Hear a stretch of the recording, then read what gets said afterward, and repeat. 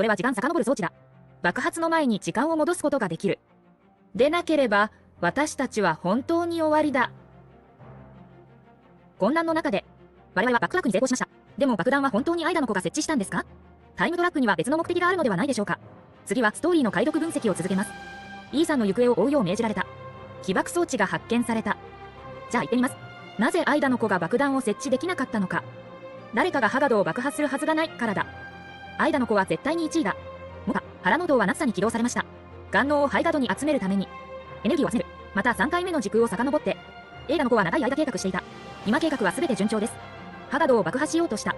賢者は最初に立ち上がって反対しなければならない。シナリオ設定により、バックトラックによるエネルギー消費を担うことができる。エネルギーが飽和しているハイパーダーだけが。だからアイダの子が爆弾を設置するのは不可能だ。イーサンの足跡を追っています。でもイーサンが何をしているのか忘れないで。彼は工事保守士で経路を追跡することから見て、これが普通の修理検査です。もし元に解除職を外すなら、少なくとも重要な場所を選んで爆弾を設置すべきでしょう。もし私なら、下の支えとハイガルドのバランス施設を選びます。爆弾を設置することができるのは別の人です。爆弾解除完了。ホールに戻りました。エマズは言いました。これ以上発見されていない海義徳は爆弾2発しか設置されていない。これもアイダの子ではない推測を証明しています。次の事件はとんでもないことになりました。ドームの外はモークだと言われ、3枚目の起爆機が発見された。爆弾は全て発見された。どうして私が解体しなければならないのですか？他の人は分解すれば爆発しますか？おい、フランツは言いました。予備案をご用意しております。これは私のやり方だと言うべきですね。それとも仕掛けてくれたんですか？ドームに着いたら、フランツは別々に行動する。私はとても聞きたいです。誰かが起爆機を発見しましたが、具体的な位置を与えられませんでしたか？まず起爆装置を見つけたフランツが操作してきた。彼は私たちのために装置を解除しに来なかっただけではない。逆に走ってしまいました。彼の立ち位置にはこだわりがある。ちょうど爆発して彼を爆破できる。そしてちょうど彼を救うことができる。彼はリハーサルをしたのではないかと疑っていました。我々が彼を救った後、元牛の操作が来た。彼は時空追跡装置を取り出した。使用していません。主役の使用過程から見ると、この装置は敷居がほとんど使われていない。しかし彼は取り出してそのまま使っていませんでした。装置を紹介してくれました。これは彼がもともと私たちに使わせるつもりだったからです。誰かが言うでしょう。この装置は実行者しか使えません。あなたは間違っています。実行者は時空を遡って影響を受けるだけです。しかし普通の人は後戻りできないという意味ではありません。クラリエル長黒ストーリーでは、博士は言いました。誰かが何度も遡った。欲しい結果を達成するためだけに。普通のテスト員は時空のバックトラックの影響が大きいだけです。記憶を保つとは限らない。電磁波が大きな卵の殻を切った。建物の中に爆発が及んでいないのが見えました。エヴァンズが少しも急がないのも無理はない。しかしなぜ私たちの位置を強調しますか？問題があるからです。時空装置を捕まえていないとしましょう。何が起こるの？ハガドはどうでもない。外の爆発は中に及んでいない。エヴァンスは爆弾を聞いても少しも慌てなかった。時空を遡っても起こります。装置を捕まえていませんが。でもジョーのフランツは後で取り戻すことができる。爆弾事件は自作自演だということです。目的は時空を遡って私たちが時空の影響を受けるかどうかを調べるためです。前回からフランツは主役を聞いたことがあると推測しています。でも主役に会ったとは限らない。もし知り合ったら、星島が会うと表現される。彼は私たちが時間のバックトラックの影響を受けない能力を持っていることを知っていた。今回のテストも私たちの能力がまだあることを証明するためです。次は成功を遡って、時間が擬態視界に来た。起動する前に、幻冬の時空バックトラックとはどんな概念なのでしょうか。一定の空間内の時間の遡っています。例を挙げて言えば、ある部屋の状態を事件が起こる前の姿に戻したものです。このバックトラックは本質的に復帰行為です。これは2人の主役が存在しない理由も説明します。この空間の状態を時間の起点に戻すだけです。空間外は影響を受けません。部屋でどんなに苦労しても、外の人にとっては、これはただの部屋で見えるのは、ドアが開いた後の姿だけです。部屋の中に何度戻っても、他の人は知らない。遡った後、フランツを見つけた。言わざるを得ない。主役は本物の親だ。未来に起こることを直接伝えて、不思議なことに、エヴァンスもフランツも意外ではなかった。実は彼らは心が狂気しています。主人公は記憶を持って遡ったからです。私たちの能力がまだあることを示しています。私たちは自分の価値を証明した。エヴァンスは落ち着いていった。自分でホール9の爆弾を担当させた。いいですね。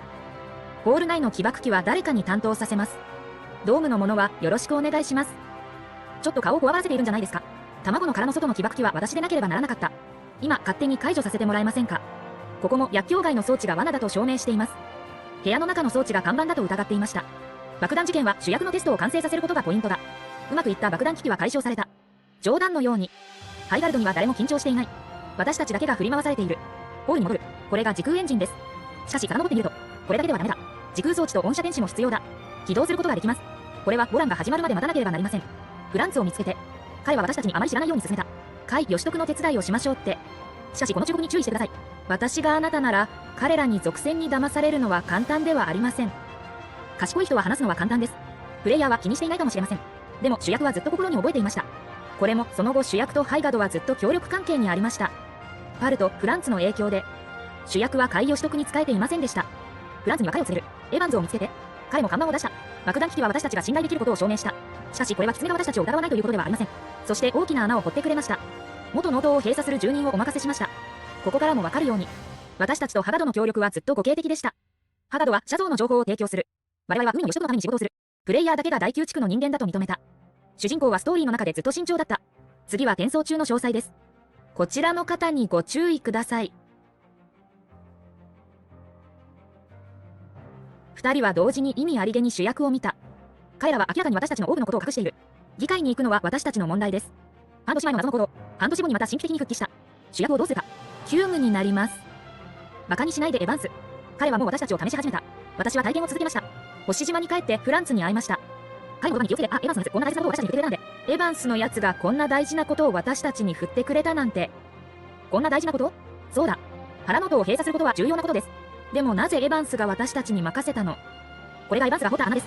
彼は私たちにしかできないことを知っているから。よく考えて、後ろの元の塔は誰と関係がありますか？枝の子と関係がある。